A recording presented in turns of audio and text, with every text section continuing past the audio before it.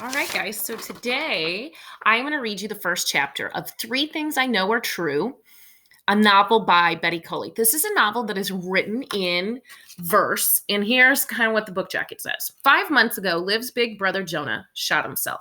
It was an accident. He didn't know that the gun was loaded, but the damage was done.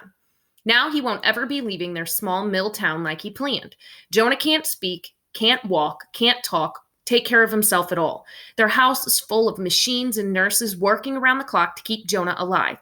Liv's mom is struggling to cope with the aftermath, so Liv ends up being the one to soothe Jonah when he gets agitated, to lie with him when he can't sleep, and to see the carefree brother she knows, she's sure, is still inside of him somewhere. Liv hasn't spoken to Clay, Jonah's best friend, since the accident, even though he lives just across the street.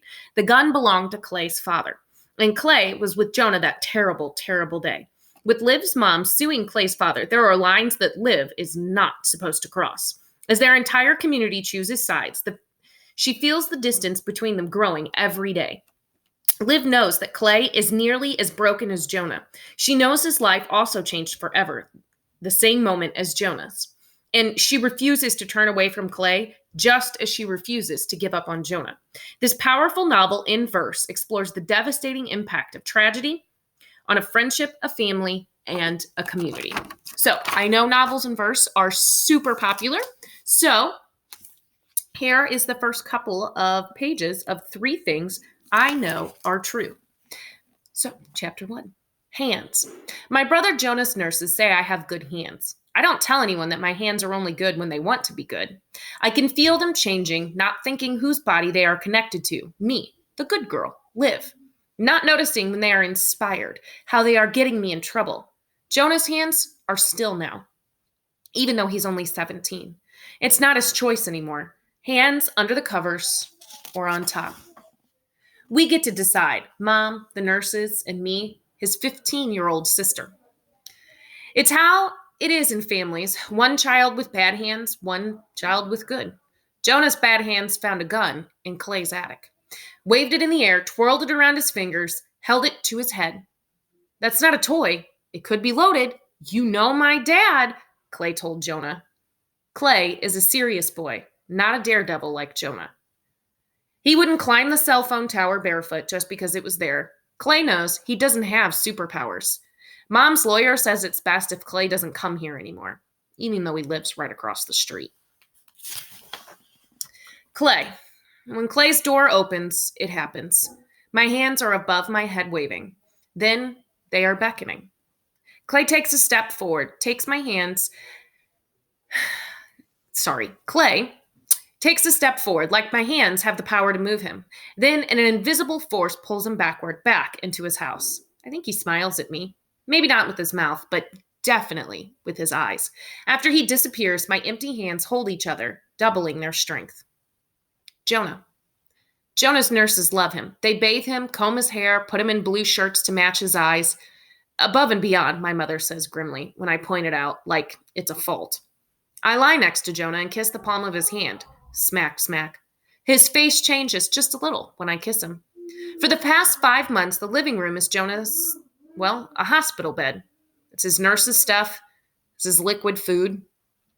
Mom doesn't like it. When I call Jonah's formula pump on wheels his food truck, she doesn't like it when I call his suction machine the suck it up. And when I call the new nurses contestants in Jonah pageant.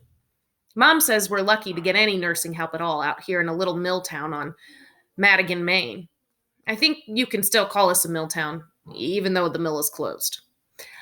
I greet the new nurse, Vivian. I like her black curly hair twisting out of its bun. I like her dark eyes that pause on me and her long eyelashes that blink. Closed and open, closed and open. I see her notice the dishes in the sink, the stains on the linoleum floor, the laundry piled on the kitchen table, but look past them to Jonah. See her pick up Jonah's hand and kiss it, just like I do.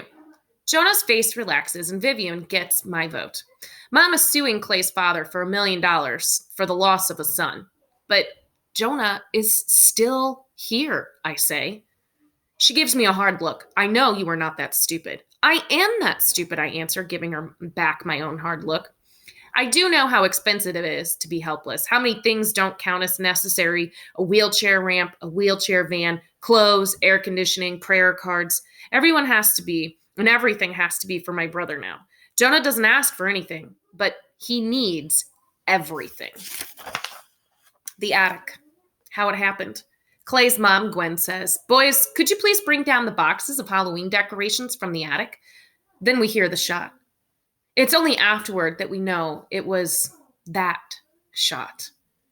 Not Clay's dad's weekend target shooting in their backyard. Boom! It sounds so close. It's a Saturday, but I should have known. The boom was different. Target shooting is boom, boom, boom, boom, boom, boom, boom, boom, boom, boom. This one, boom.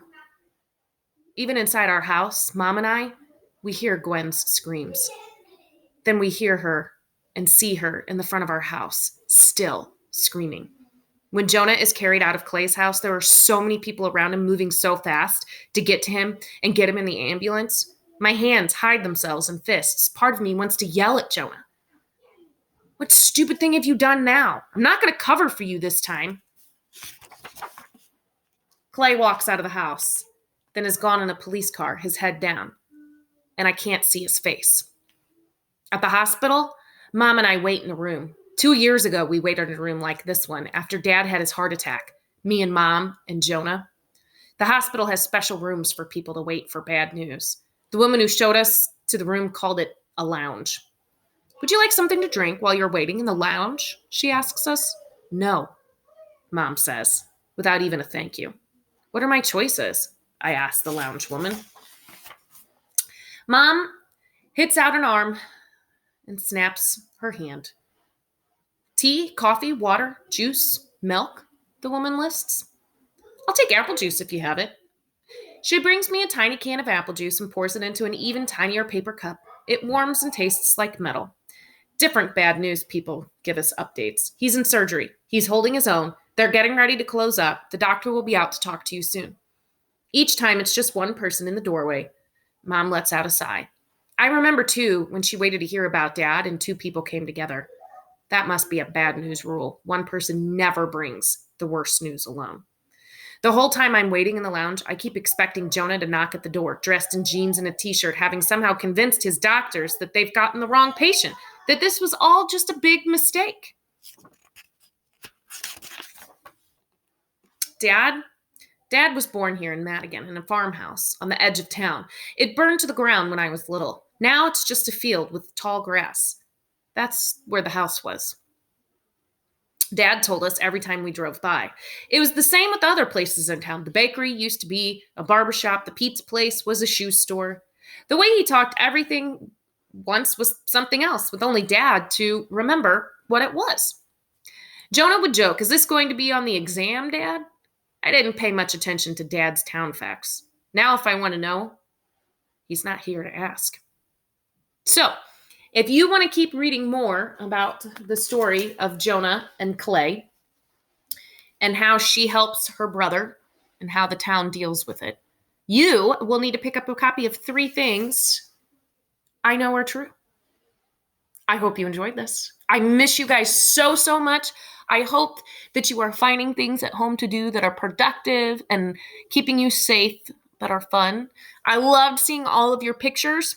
Of those of you who've put up your pets and told me a little bit about them, keep those coming.